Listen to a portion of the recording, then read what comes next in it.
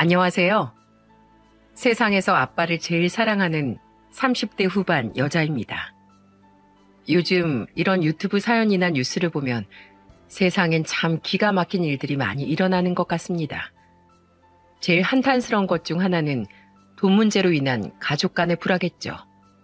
세상을 살아가는데 아무리 돈이 중요하다곤 하지만 사람으로서 지켜야 할 기본적인 도리와 도덕성마저 잃어가는 많은 이의 모습을 보면 입안이 쓰게 느껴집니다.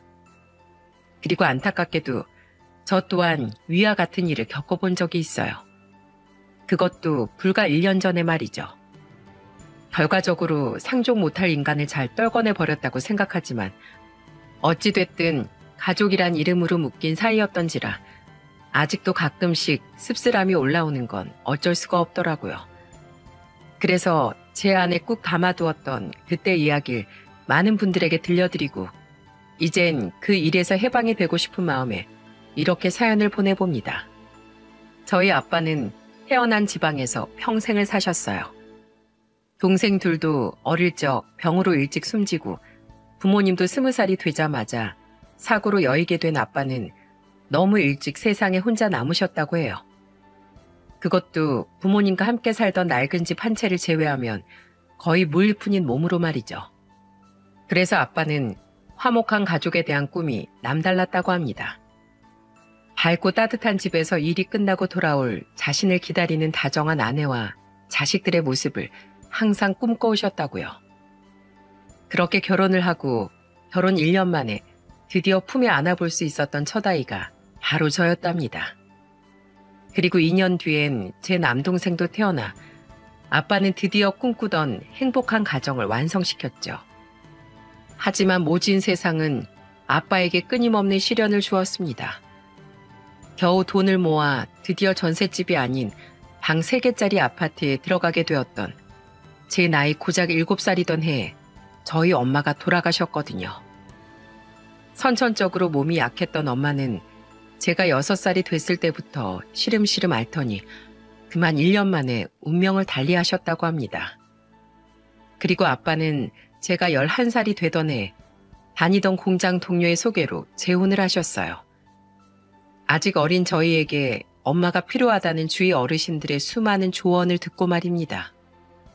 립스틱을 빨갛게 바르고 온 계모는 소름 끼칠 정도로 환한 웃음을 우리에게 지어 보였습니다. 당시 빨간 마스크라는 입 찢어진 여자 괴담이 유행할 때라 저는 계모의 그 새빨간 입술이 굉장히 무서워 보였어요.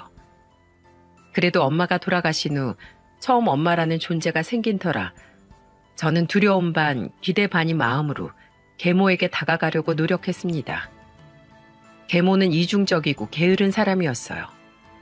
아빠가 퇴근한 후엔 세상 다정한 엄마인 것처럼 우리에게 살갑게 대해주었지만 아빠가 집에 없는 낮 시간이면 저와 남동생을 굉장히 귀찮은 숙제처럼 대했죠.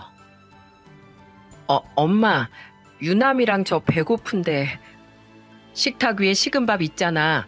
그거랑 냉장고에서 김치 꺼내 먹어. 계모에게 따뜻한 밥을 얻어 먹을 수 있는 건 주말 한 끼뿐이었습니다.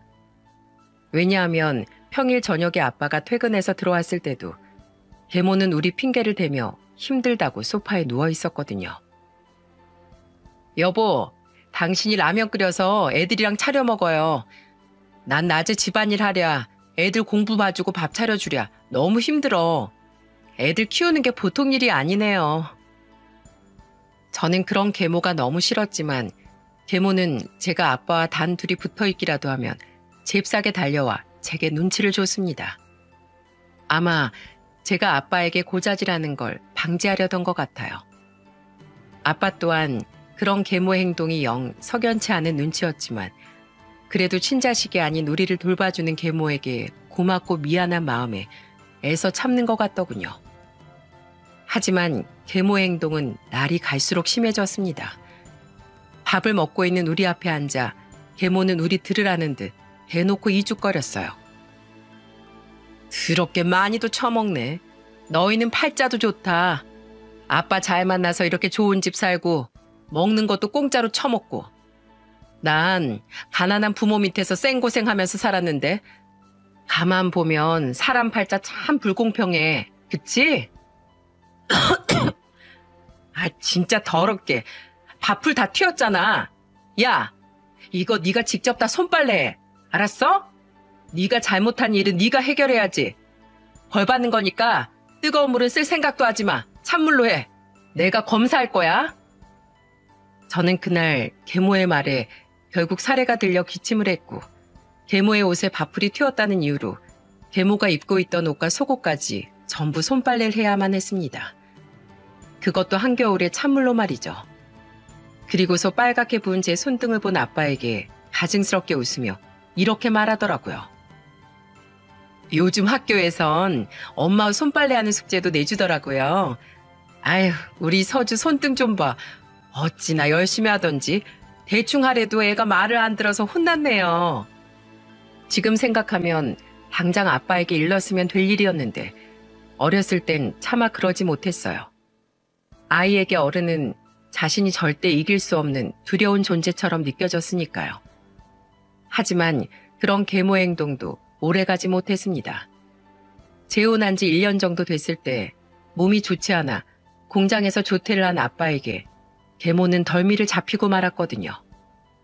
그때 저는 학교에서 돌아와 계모가 점심에 먹고 남겨놓은 설거지를 하고 있었고, 제 동생은 옆 식탁에 앉아 학교 숙제를 하고 있었습니다.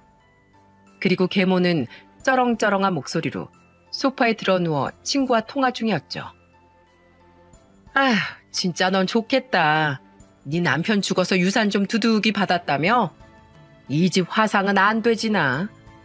아니, 괜찮은 아파트 살고 귀찮은 시부모도 없다고 해서 덥석 물었는데 생각보다 집구석엔 돈이 그렇게 많이 없어.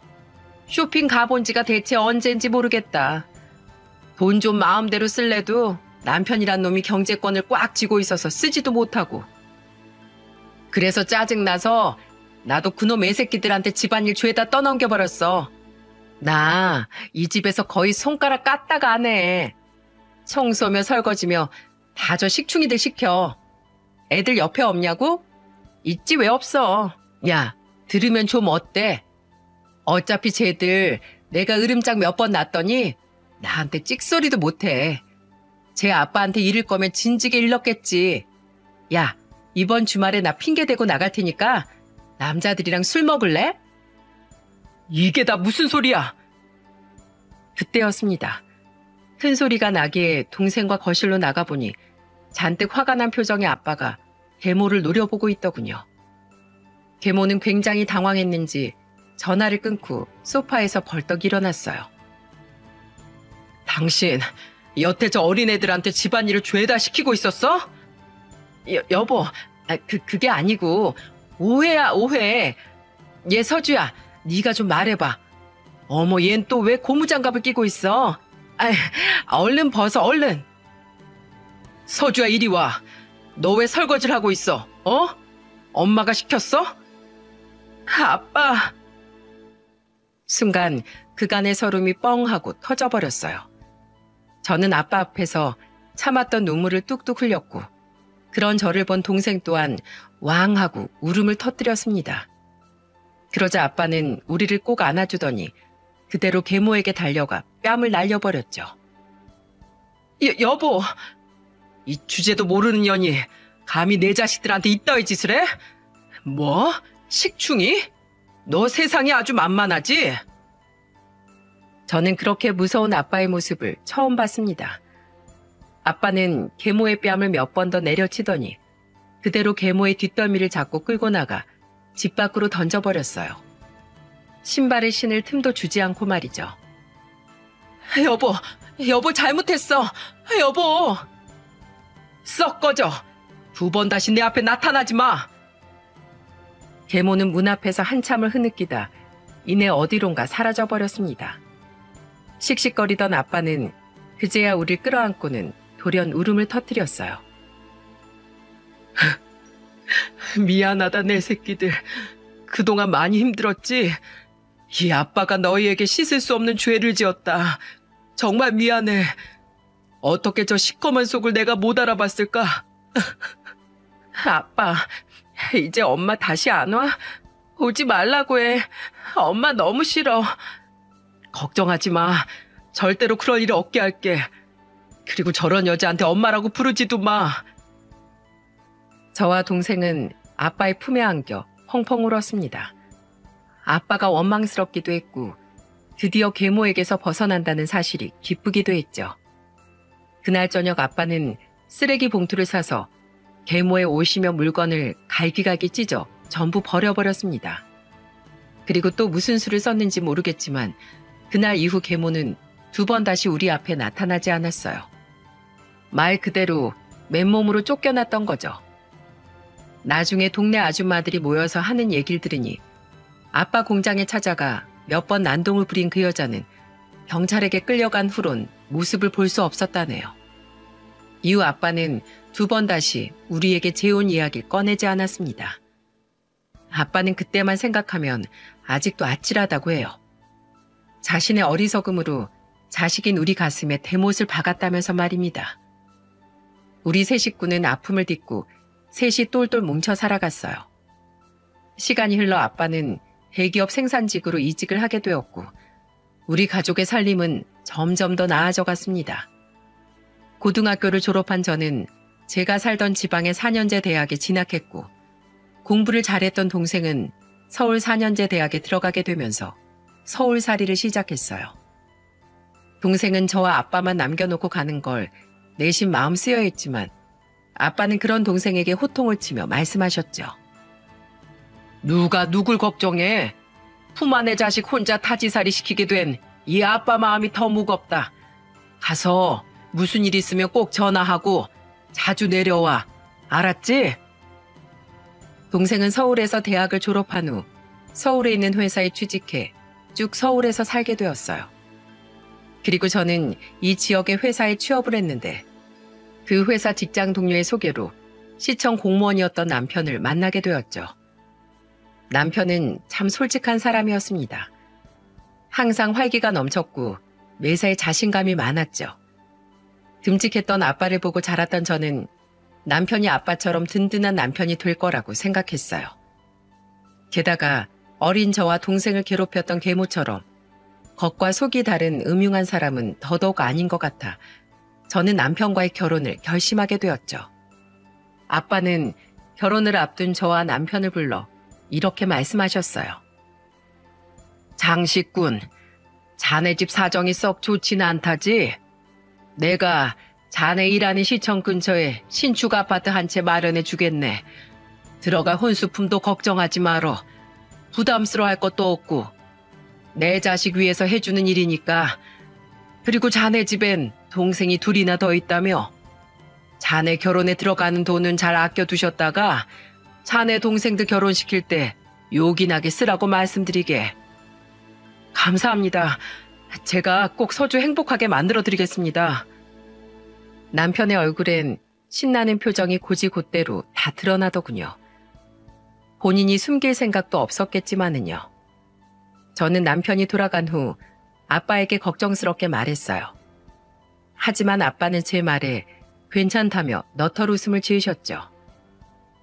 아빠, 아무리 지방이라도 신축 아파트가 한두 푼도 아니고 거기다 혼수까지 다 해주겠다니 아빠가 그만한 돈이 어딨어. 걱정 말어. 아빠 돈 많아 이 녀석아. 저번에 사둔 땅이 재개발돼서 아빠 돈 좀 벌었어. 게다가 5층짜리 원룸 건물도 하나 사두어서 매달 받는 월세도 쏠쏠하다. 이 아빠가 말했지? 아빠가 돈 많이 벌어서 꼭 내 자식들 나중엔 고생 덜 시키겠다고. 나중에 아빠가 이것들 다 너희한테 주고 갈 거다. 근데 이 말은 네 남편 될 사람에겐 하지 말거라. 장식군이 그런 사람이라는 건 아니지만 돈이 많은 걸 알면 분명 뭔가를 바라는 사람이 접근하기 마련이야. 아예 예전 그 망할 네 계모처럼 말이야. 뭐 어차피 나중에 네 거 될 거지만 뭐든 조심해서 나쁠 건 없지.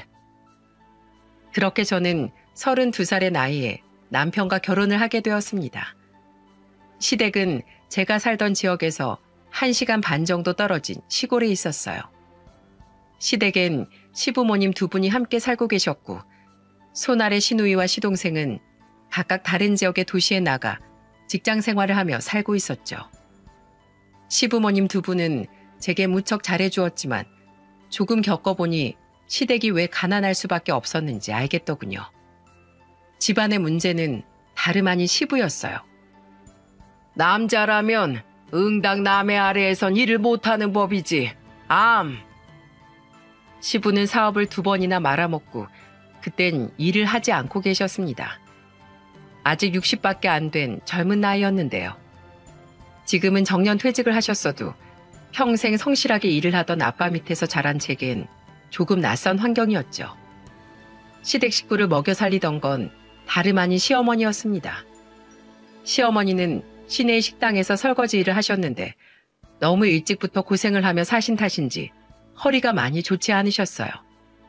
하지만 아픈 허리를 부여잡고 일을 다니는 시어머니를 뻔히 보고 계시면서도 시부는 집에서조차 손가락 하나 까딱 안 하고 일을 다니는 시어머니가 차려주는 밥상만을 받아먹고 있었죠. 시부는 절 무척이나 좋아했는데 명절날 함께 식사를 하다가 그 이유를 대놓고 들은 전 깜짝 놀라 속으로 기함을 했어요.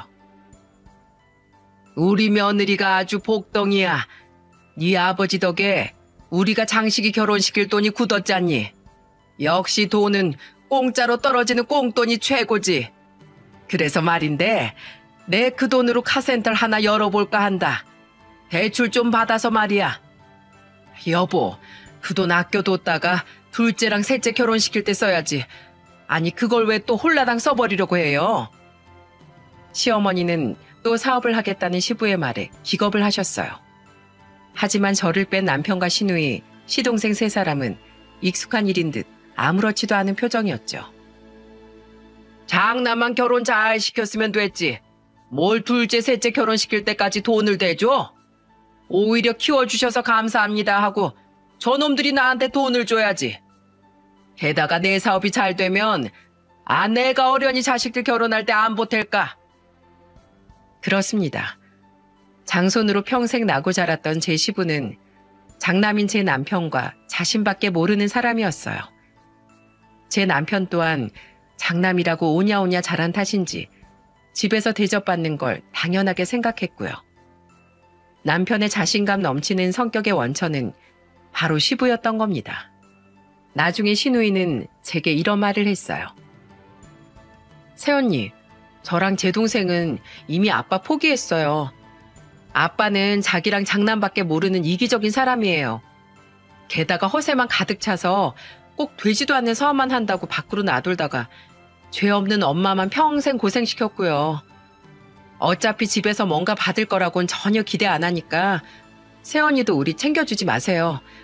안 받고 안 챙기는 게 도리어 마음 편해요. 저랑 제 동생은 엄마만 뒤로 가끔씩 챙겨드릴 거예요. 결국 시부는 정말로 그 돈으로 카센터를 차렸습니다. 그리고 채 2년이 되지 않아 카센터는 문을 닫았죠. 다니는 차도 많이 없어 벌이가 저조한 마당에 가진 기술이 없어 고용한 직원에게 월급까지 줘야 했으니 망하는 건 당연한 수순이었어요. 남편은 시부의 그런 행동을 심각하게 생각하지 않았습니다. 자식으로서 무책임해 보이는 남편의 모습에 실망을 하긴 했지만 그래도 남편은 시부와는 다르게 성실하게 일을 다녔어요. 게다가 2살 터울로 낳은 2 아들에게도 나름대로 다정한 아빠였던 터라 가끔 생각 없이 속 터지는 말을 할 때 빼고는 남편과 크게 다툴 일은 없었죠. 그런데 결혼한 지 10년쯤 지났을 때였을까요? 언제부턴가 남편은 자꾸만 자신의 직업에 대해 불평을 늘어놓기 시작했습니다. 원인은 바로 사업에 성공한 남편의 친구 때문이었어요. 일하기 싫어. 당신 봉섭이 알지? 걔 사업이 이번에 대박 났잖아. 이번 동창 모임에서 봤는데 끌고 나온 차가 또 바뀌었더라. 내 차는 10년 훌쩍 넘은 똥차인데 말이야.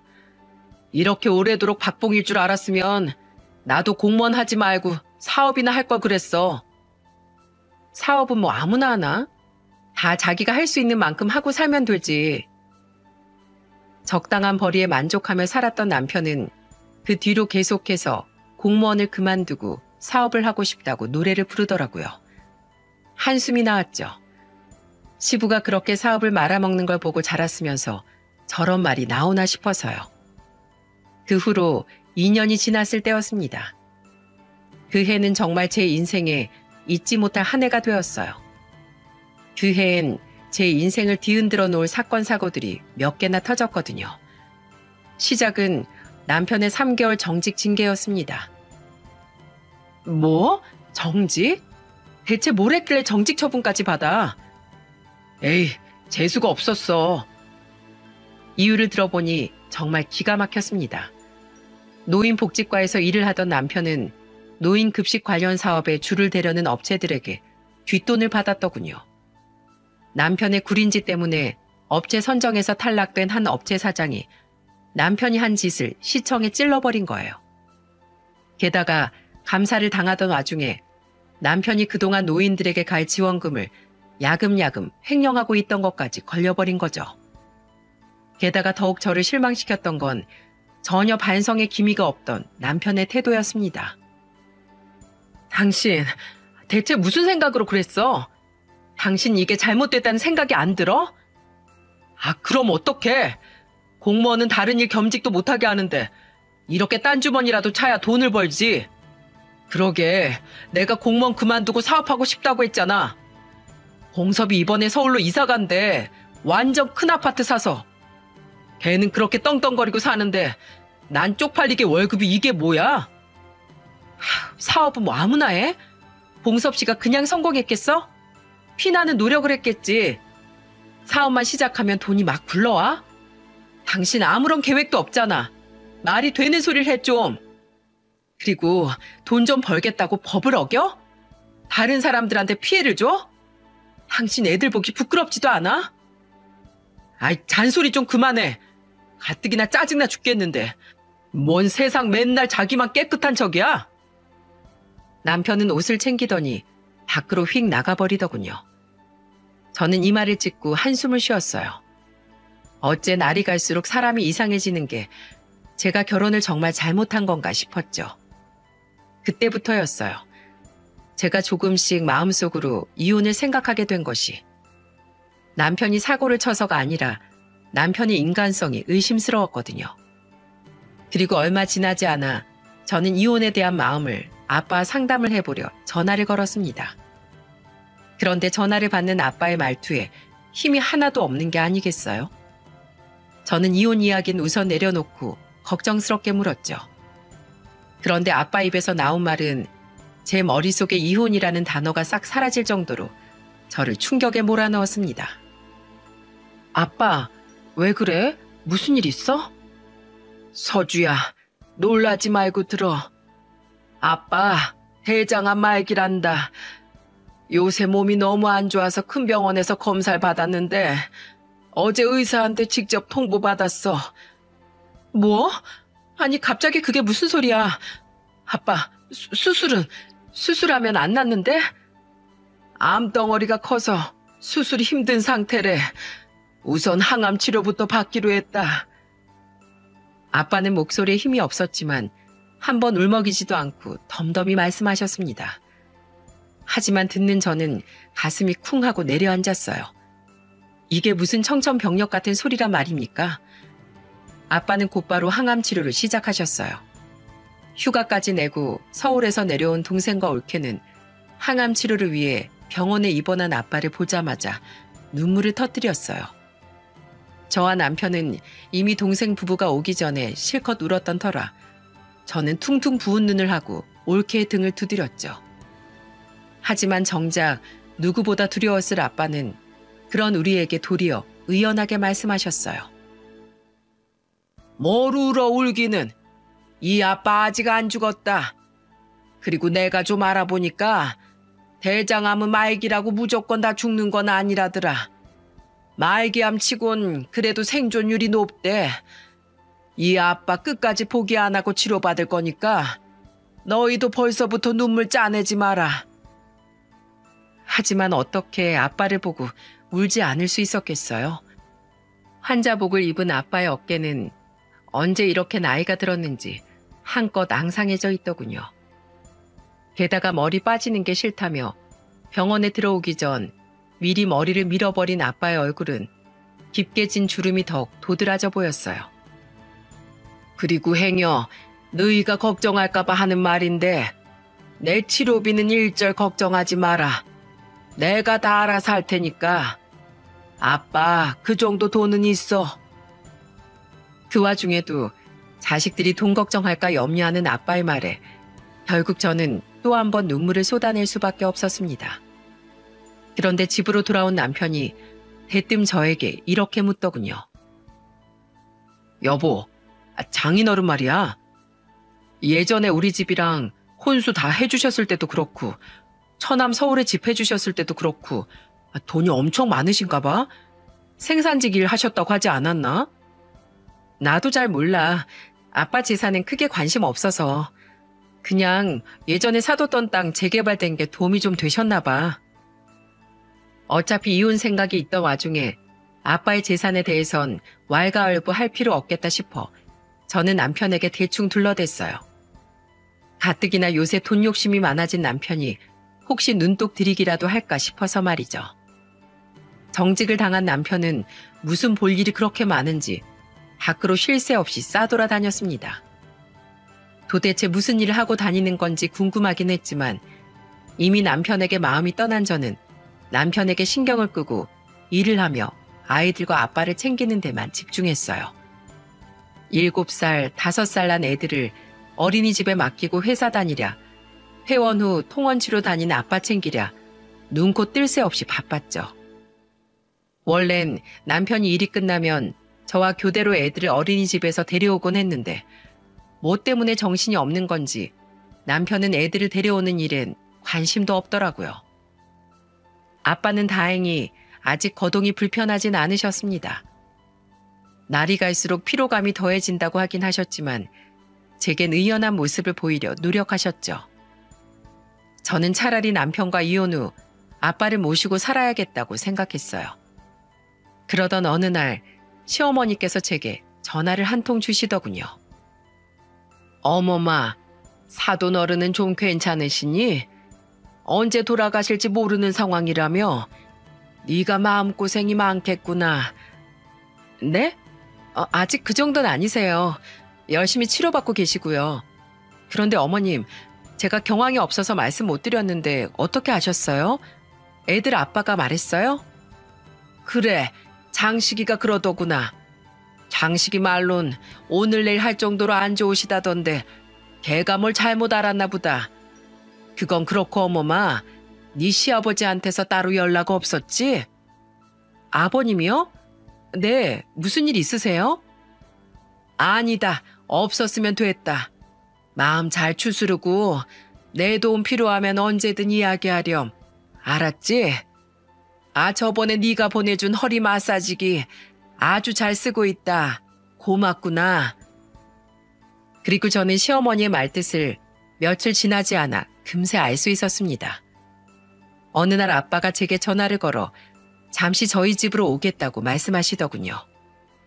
저는 애들 저녁 먹이고 제가 아빠의 집으로 넘어가겠다고 말씀드렸지만 아빠는 한사코 집으로 오시겠다고 했어요.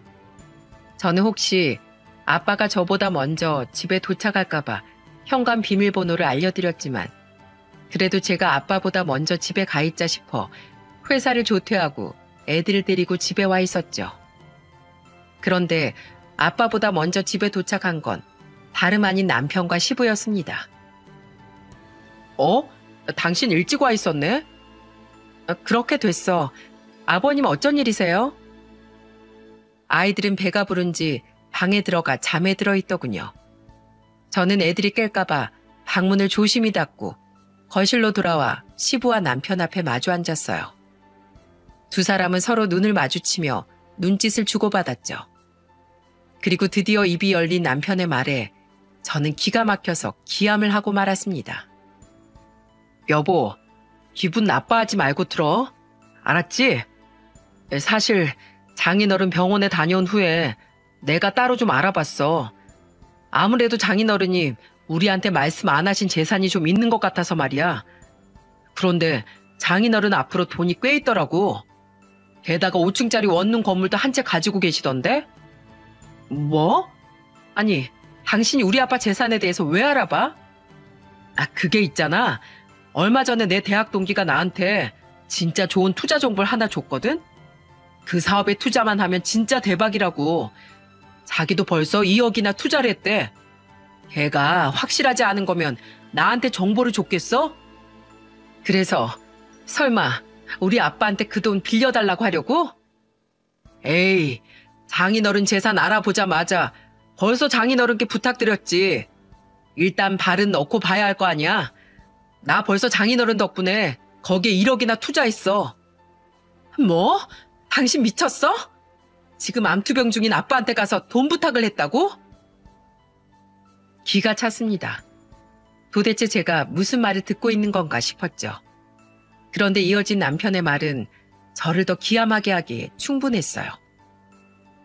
근데 생각해보니까 장인어른 조금 있으면 돌아가시잖아. 어차피 그럼 그 돈은 당신이랑 처남이 나눠 가지게 될 거 아니야. 근데 건물은 나눠 갖기가 좀 힘들잖아. 그래서 말인데 그 건물 장인어른한테 당신이 좀 달라고 해. 그래서 그 건물 관리 우리 아버지한테 맡기자. 뭐라고?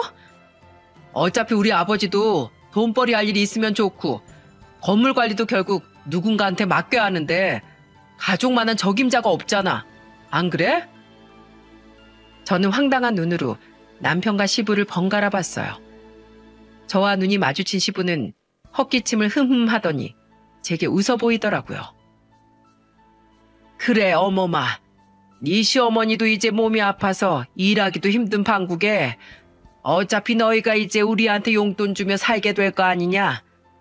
아, 그러니까 그냥 서로 번거로울 것 없이 그 건물 관리하면서 받는 월세를 내가 쓰마. 어때? 너도 번거로울 것 없고 나도 돈 벌고 일석이조 아니냐? 맞네 아버지, 일석이조. 여보, 가뜩이나 시청에서도 앞으로 눈칫밥 먹게 생겼는데 이참에 때려치고 나도 떵떵거리면서 살아봐야겠어. 앞으로 장인어른이 물려주실 돈까지 죄다 그 사업에 투자해버려야지. 진짜 장인어른 완전 떼부자 아니야? 우리 진짜 땡 잡았다. 아싸! 야! 더는 듣고 있을 수가 없겠더군요. 지금 저 미친 부자가 제 앞에서 뭐라는 겁니까? 저는 자리에서 벌떡 일어나 그 둘에게 소리쳤어요. 듣자 하니까 진짜 말 같지도 않은 소리만 해대고 있어. 우리 아빠 아직 멀쩡히 살아있는데 벌써 무슨 유산 타령이야. 그리고 아버님, 아니 저기요. 사람이 공짜를 밝혀도 정도가 있지 쪽팔리지도 않아요? 왜 내가 우리 아빠가 피땀 흘려서 번 돈을 당신네들한테 퍼줘야 돼요? 잘 됐네. 나 안 그래도 당신이랑 이혼하고 싶었는데 우리 그냥 여기서 딱 갈라서자. 시청에서 힘든 노인네들한테 갈 돈 횡령해 뒷돈이나 받고 다니다가 정직 처분 받은 것도 정 떨어지는데 이제 보니 정말 당신 상종 못할 인간이었네. 나 더 이상 너 같은 인간 덜 된 놈하고는 못 살겠어. 뭐? 무슨 이혼이야 이혼은. 말도 안 되는 소리 하지 마.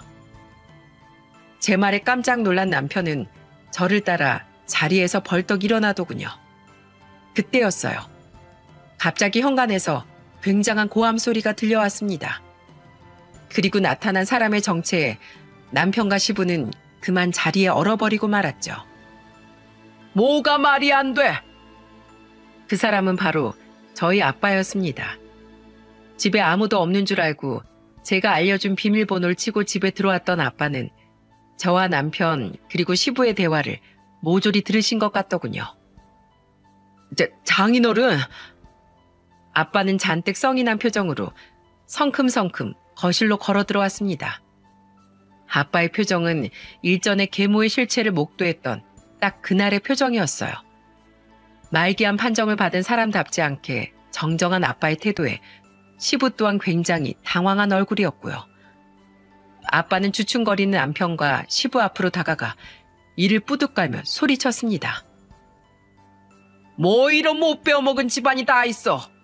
자네, 저번에 나한테 1억만 빌려주면 딴짓 안 하고 지금 하던 일로 열심히 돈 벌 거라고 하지 않았어? 투자는 그냥 혹시 모를 비상금 마련할 때 쓰려는 거라고. 그런데 뭐? 정직?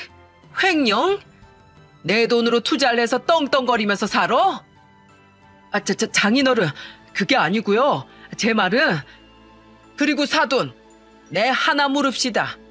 내가 그 건물 사는데 뭐 보태준 거 있으쇼? 당신 예전에 카센터 차린다고 나한테 내 딸 몰래 빌려간 3천만 원도 아직 안 갚았잖아. 내가 당신 은행이야? 나한테 뭐 맡겨놨어? 내가 내 딸 얼굴 보고 그냥 좀 미지자 싶어서 그 돈 빌려줬지. 당신이 뭐라도 돼서 나한테 돈 빌려간 줄 알아? 저는 입이 떡 벌어졌습니다. 제가 모르는 일이 아빠의 입에서 줄줄 흘러나왔어요. 제가 황당한 얼굴로 남편과 시부를 보자 두 사람은 조금 전과는 다르게 입을 꾹 다물고 있더군요. 아빠는 그들을 노려보며 생각지도 못한 최후의 통첩을 날렸습니다. 이따위 상종 못할 집안에 더는 내 딸 못 두지. 그래도 내 딸이 똑똑해서 내가 끌고 나오기도 전에 이혼할 생각을 하고 있었구먼. 거기 사돈, 아니 김도철 씨. 나 그때 쓴 차용증 고스란히 갖고 있어. 갖기로 한 기한이 5년이었는데 벌써 한참 지났지? 나 이걸로 내용 증명 보내고 소송 걸 거야. 거기 써져 있는 이자율 그대로 죄다 받아낼 거라고. 그리고 자네, 나한테 1억 빌려가면서 자네도 차용증 썼지? 내가 빌려주기 꺼려 하니까 자네가 뭘 했나? 신나서 자네 부친 살고 있는 그 집 담보 잡겠다고 썼잖아. 자네 부친이 빚쟁이들한테 뜯길까봐 자네한테 예전에 명의 돌려놨다고. 그리고 자네, 겁도 없이 갚기로 한 기간을 1년으로 잡아놨네. 어디 1년 안에 못 갚기만 해봐. 서주야, 너 애들 데리고 짐 대충 싸서 얼른 나와라. 저런 놈이랑 얼굴 맞대고 있을 것 없어. 다 법적으로 해결해. 저는 아빠의 말을 두 말 없이 따랐습니다. 밖에서 큰 소리가 났던 탓인지 아이들은 겁에 질린 얼굴을 하고 깨어있더군요. 저는 간단한 짐과 필요한 것들을 싸서 아이들을 데리고 그 집을 나왔어요.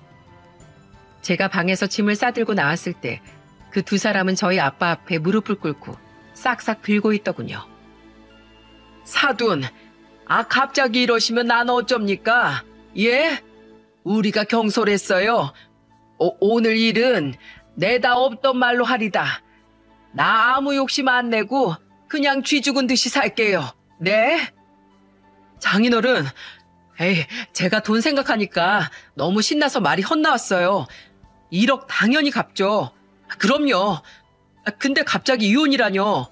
여보, 당신이 말 좀 해봐. 어떻게 이혼을 이렇게 갑자기 말해. 우선 집 내려놓고 나랑 차분히 얘기 좀 해보자. 싫어. 난 세상에서 남의 돈 우습게 아는 사람이랑 죄의식 없는 사람이 제일 싫어. 내가 그런 여자한테 어릴 적에 된통 당했거든. 게다가 우리 아빠가 아프다는데 거기다 대고 땡 잡았다고 하는 미친 인간이랑 내가 어떻게 살아? 우리 애들이 물들까 봐서라도 절대 싫어. 저는 아빠 차를 타고 아빠와 함께 아빠의 집으로 왔습니다. 아빠는 펑펑 우는 저를 꼭 안으며 달래주셨어요. 왜 우니 이 녀석아? 아빠 속상하게. 잘했어. 그런 놈들은 그렇게 대차게 나가줘야 아무 말도 못하는 거야. 그딴 놈은 알 바 아니야. 난 그냥 아빠가 그런 얘기를 듣게 한 게 너무 미안하고 속상해서 그래서 우는 거지. 그럴 것 없다. 아빠는 오히려 네가 우니까 그게 더 속상해. 아빠는 너만 괜찮으면 하나도 안 속상하다. 제가 울자 제 아이들도 무서웠는지 서서 엉엉 울더군요. 저는 그제 아이들이 생각나 너무 미안한 마음에 주저앉아 아이들을 달래줬어요. 놀랐지 내 새끼들. 엄마가 미안해. 울지 마, 뚝. 애들을 다시 재우고 들어보니 아빠는 안 그래도 그날 제게 남편이 돈을 빌린 사실을 말하려고 집으로 오셨다더군요. 그리고 제게 남편이 작성한 차용증을 건네줄 작정이셨다고요. 배우자한테 상의 한 번 없이 그런 돈을 빌리는 놈들은 꼭 한 번씩 사고를 치니까 다른 데서 사고를 칠 바에야 그냥 내가 눈 딱 감고 빌려주자 싶었지. 어차피 곧 너한테 줄 돈이니까. 그래도 혹시 모르니까 너한테 말해주고 혹시 나중에 네가 그놈하고 이혼이라도 하게 되면 요긴하게 쓰라고 차용증을 가져다 주려고 했었다. 돈이란 건 필시 언젠간 꼭 화를 부르게 마련이니까. 그리고 오늘 그놈들 꼴을 보니 내가 그 두 놈에게 다 차용증을 받아놓은 게 잘한 일 같더구나. 아빠, 왜 자꾸 어디 떠날 사람처럼 그런 말을 해. 그러지 마. 아빠가 그랬잖아. 포기 안 할 거라고. 그랬지. 그래도 부모는 항상 자식의 앞날을 미리 준비해 놔야 하는 거야. 내가 내 멋대로 세상에 내놓았으니 할 수 있는 데까진 아빠로서 책임을 져야지.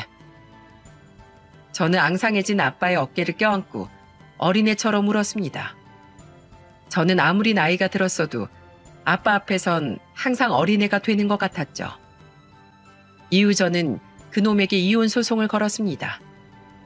협의 이혼을 하자고 해도 그놈이 순순히 그 집에서 나갈 것 같지 않았거든요. 아니나 다를까 그놈은 몇 번이나 아빠 집 앞에 찾아와 제 이름을 부르며 난동을 부렸습니다. 2번이나 경찰에 끌려가면서도 말이에요. 결국 저는 그놈에게 접근 금지 신청을 걸었고 그제야 그놈은 아빠 집엔 찾아오지 못하더군요. 그런데 더 대박이었던 건 그놈이 제게 할 말이 있으니 제발 전화를 받아달라고 사정해서 전화를 받은 적이 있는데 그때 그놈이 제게 말해준 소식이었어요. 여보, 제발 이혼만은 안 하면 안 될까? 여보, 나 사기당했어. 나한테 투자차 알려준 그놈 있잖아. 걔가 연락이 안 돼서 수소문 해보니까 그놈 나 말고도 2명한테나 더 사기치고 잠적해버렸대. 여보, 나 장인어른한테 1억 내년까지 못 갚아. 그때 시골집까지 장인어른이 가져가면 우리 엄마 아빠 어디서 살라고. 여보, 그래, 내가 순순히 이혼할게. 협의 이혼해줄 테니까 그 1억만 좀 어떻게 안 될까? 야, 진짜 세상에 자업자득이라는 말이 괜히 있는 게 아닌가 보다. 남의 돈 우습게 알다가 네가 된통 당한 기분이 어때? 당신 우리 아빠 목숨 함부로 대한 벌 톡톡히 받는다고 생각해. 그리고 전화해서 그만 좀 징징거려. 그럼 세상 만사가 다 당신 뜻대로 될 줄 알았어? 이 일을 저질렀으면 그 책임도 당신이 져야지. 끊어. 저는 너무도 괘씸한 그놈을 절대 봐줄 생각이 없었습니다. 그런데 옆에서 통화를 듣고 있던 아빠가 넌지시 제게 말씀하시더라고요. 서주야, 아빠가 그놈이랑 차용증 다시 작성할 테니까 넌 그냥 소송 취하해라. 뭐? 아니 그게 무슨 말이야. 싫어. 들어봐. 소송이라는 게 당하는 쪽도 힘들지만 거는 쪽도 힘들다. 내가 그 돈 안 받겠다는 거 아니다. 기한을 10년으로 늘려줄 생각이야. 그래야 그 집이라도 담보로 대출받아서 그놈 부친이 나한테 3천만 원이라도 갚을 거 아니냐. 그렇게 봐주고 대신 넌 그 집 받아서 깔끔하게 이혼해라. 어차피 내가 사준 집이니 명의도 네 거잖아. 괜히 그 집으로 또 지분 싸움 하지 말고. 아빠의 말을 들어보니 아빠의 말이 현명한 것 같아 저는 결국 그놈에게 다시 전화해 아빠의 말을 전했어요. 그놈은 처음엔 제 제안을 떨떠름해 했지만 자기도 방법이 없으니 하는 수 없이 제 제안을 받아들였죠. 그렇게 1년이 지났습니다. 참 많은 일들이 일어나고 정리가 되던 시간이었어요. 결과적으로 저는 성공적으로 이혼을 했습니다. 그놈은 그 집에서 몸만 나가게 됐어요. 저는 그 집을 팔고 지금은 아빠 집으로 들어와 아빠를 모시고 살고 있고요. 아이들의 양육권과 친권 또한 저에게로 넘어왔어요. 협의 이혼 도중 그놈은 지저분하게도 제게 약간의 재산 분할을 원했는데 씨알도 먹히지 않는 소리였습니다. 저는 그놈에게 멋대로 투자에 날려버린 1억에 대해 언급하며 그 부분을 토대로 다시 소송을 걸어버리겠다고 했어요. 그러자 찌질한 그놈은 그제야 깨갱하며 입을 닫더군요. 그리고 저희 시어머니는 황혼 이혼을 하셨습니다. 내가 그때 어머니 도움이 아니었으면 이혼 소송을 걸 엄두도 못 냈을 거다. 고맙다 어머마. 시어머니는 시부에게 또 돈을 뜯길까 염려되어 시부 몰래 따로 돈을 모아놨다고 해요. 제 이혼 소동을 다 전해드린 시어머니는 더 이상은 시부와 정 떨어져서 못 살겠다며 제게 이혼 소송은 어떻게 하는 건지 물으셨죠. 저는 시어머니에게 제가 이혼 소송을 부탁했던 변호사를 소개시켜드렸고 시어머니는 모아둔 돈으로 변호사를 선임해 무사히 시부와 이혼을 할 수 있었어요. 가정에 이바지한 부분이 없던 시부는 쥐꼬리만큼 가지고 있던 돈을 시어머니에게 전부 빼앗겼습니다. 시어머니는 시부와 갈라서게 된 것만 해도 감사한 일이라며 지금은 고향시 이모님 댁에 내려가 텃밭 농사를 지으며 느긋한 전원 생활을 하고 계세요. 그리고 시누이와 시동생 또한 시부와 전 남편이 한 일을 듣곤 질색을 하며 두 사람과 인연을 끊었다더군요. 시부는 아빠에게 3천만 원을 아직 갚지 못했습니다. 왜냐하면 전 남편이 그 집을 담보로 대출을 받아주지 않았거든요.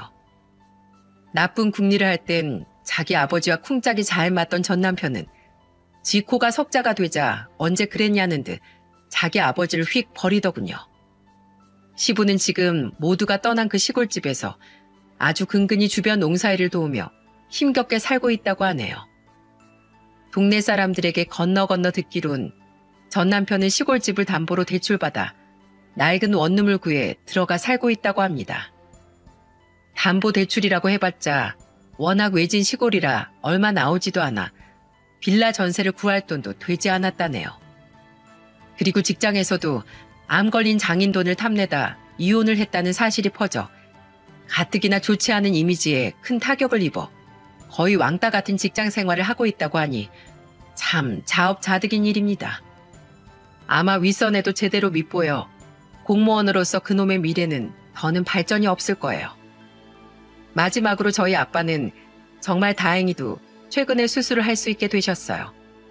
힘든 항암 치료를 잘 견뎌주신 덕분에 암세포 크기가 조금 줄었다더군요. 수술을 받은 뒤에도 긴 투병 생활을 하셔야겠지만 저와 남동생은 이제 한숨 돌리고 다시 희망을 다잡아보고 있어요. 외할아버지, 책 읽어주세요. 외할아버지가 읽어주는 동화책이 제일 좋아요. 6살이 된 둘째는 요즘 저희 아빠 옆에 꼭 붙어 있습니다. 외할아버지 아프시니까 귀찮게 하지 말라고 해도 둘째는 외할아버지가 무척이나 좋은가 봐요. 그냥 둬라. 나도 너희 어릴 적 생각나서 좋기만 하다.